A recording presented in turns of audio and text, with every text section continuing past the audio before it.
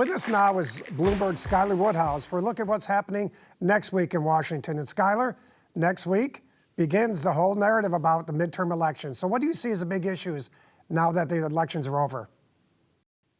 Yeah, with these elections over, it's sort of a welcome to midterms. Midterms are here. 2026 is just around the corner. And Democrats and Republicans are now sort of going to the table to sort of strategize how they can secure power in Washington, especially at a time where in Congress, it's such a narrow it can go either way for Democrats or Republicans, and Republicans are trying to continue to have power, and Democrats are trying to regain power. So, they're going to have to find a way to message to voters how they plan to tackle the economy.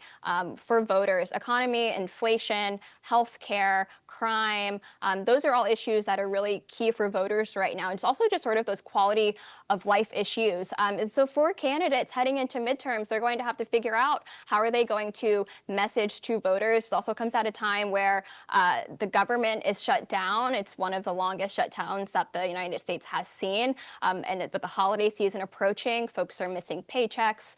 So it's definitely creating a lot of anxiety around the country on sort of how people are, with SNAP benefits, how people are going to get their next meal, how they're going to pay rent.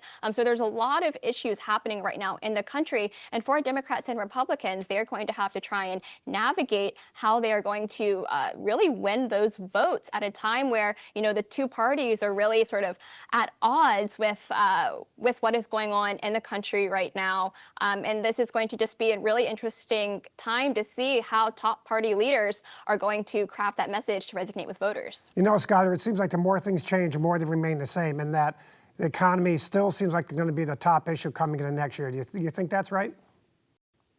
Oh, absolutely. And this is at a time where prices are still high, and you can look at the data and you can see, maybe things are falling slightly or things still are looking elevated. But day to day for Americans, they are still feeling, higher prices, whether that's at the grocery store. It's just a very expensive time we are living in right now, with housing costs are through the roof. And especially for folks in the workforce, wages sort of aren't matching the higher prices, and there's higher energy prices. So the country, the world is just at a time where things are just very expensive. So the economy is absolutely going to be top of mind for voters heading into the 2026 midterms. Skylar Woodhouse on Bloomberg News, thanks so much.